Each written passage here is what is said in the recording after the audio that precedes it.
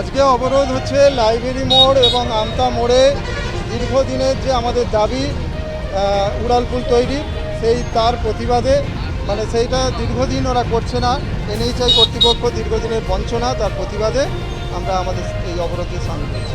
দীর্ঘদিন দুর্ঘটনা ঘটছে, এই পরিস্থিতিতে আপনারা আগামী সময় কী ভাববেন? দেখুন, আমরা আমাদের বিধায়ক সাহেব বহুদিন থেকে চেষ্টা করে যাচ্ছেন।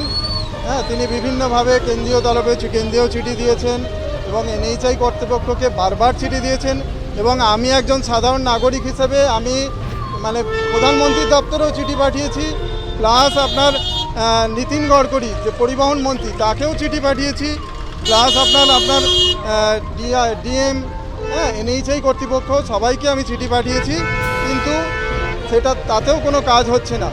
তাই জন্যে আমরা আজকে অবরোধে সামিল হলাম এবং পরবর্তীকালেও আমরা এর বিরুদ্ধে আরও বৃহত্তর আন্দোলনে যাব যদি না এনএইচআই কর্তৃপক্ষ কোনো ব্যবস্থা না নেয়।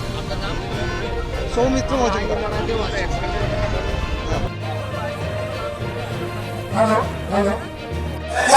দাবিতে 30 মিনিটের অবরোধ চলছে, চলবে। 30 মিনিটের অবরোধ কর্মসূচি চলছে, চলবে।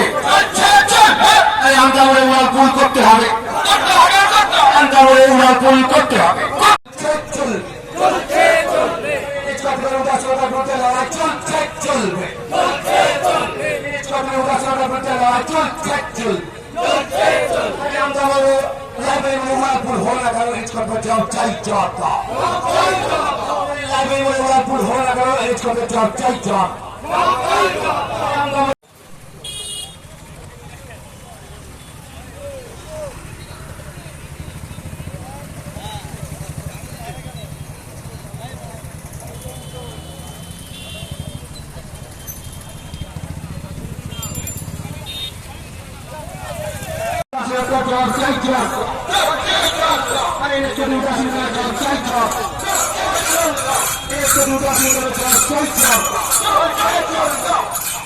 আমরা প্রত্যেকটি সমস্ত মানুষকে বলছি, আমাদের কৃষ্ণের অবরোধ কর্মসূচিতে আপনারা যারা সামিল হয়েছেন তারা সুশৃঙ্খল ভাবে থাকুন।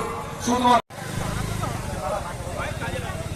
অ্যাম্বুলেন্স পরিষেবাকে আটকাবেন না, অ্যাম্বুলেন্স পরিষেবা আমাদের হবে না, তারা আটকা যাবে না, কোনোভাবেই যাবে না, অ্যাম্বুলেন্স ছাড়া কোনো গাড়ি যাবে না।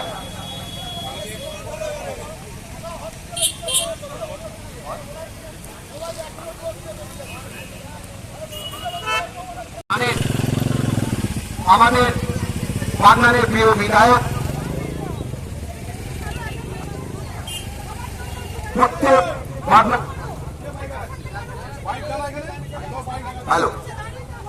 আমাদের বাগনানের প্রিয় বিধায়ক, আমাদের সকলের নয়নের মণি মাননীয় অরুণা হোসেন ওঠে আমাদের রাজাদা, এই আন্দোলনের জন্য যিনি সর্বপ্রথম আমাদের নৈতিক সমর্থন জুগিয়েছেন।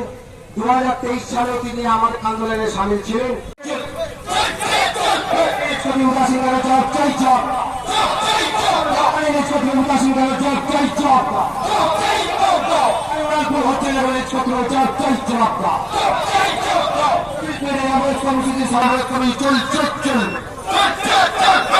লাইব্রেরি মোড় আমতা মোড়ে উড়ালপুলের দাবিতে লড়াই চলছে, চলবে। লাইব্রেরি মোড় আমতা মোড়ে উড়ালপুলের দাবিতে লড়াই চলছে, চলবে। দীর্ঘস্থায়ী সমস্যা সমাধান উড়ালপুল নির্মাণের দাবিতে আমাদের 30 মিনিটের অবরোধ কর্মসূচি চলছে। প্রত্যেক মানুষকে বলছি, প্রত্যেক ভাইবোনাকে বলছি, আপনারা আমাদের এই অবরোধ কর্মসূচির এইভাবে মানবেন।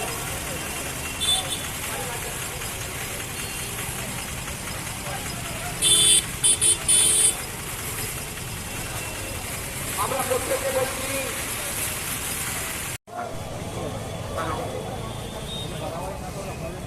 হ্যালো, আপনারা জানেন যে আমাদের 30 মিনিটের প্রতীকী অবরোধ কর্মসূচি চলছে।